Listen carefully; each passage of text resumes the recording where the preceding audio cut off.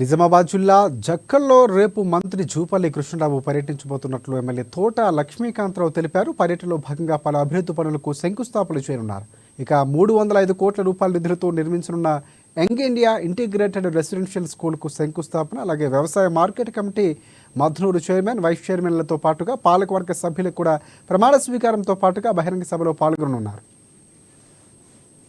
ప్రతిష్టాత్మకంగా నిర్మించబోతున్నటువంటి integrated residential school శంకుస్థాపన కార్యక్రమానికి మన ఇన్ఛార్జ్ మినిస్టర్ జూపల్లి కృష్ణారావు గారు 7వ తేదీ అంటే శనివారం 7వ తేదీ మన నియోజకవర్గానికి రాబోతున్నారు.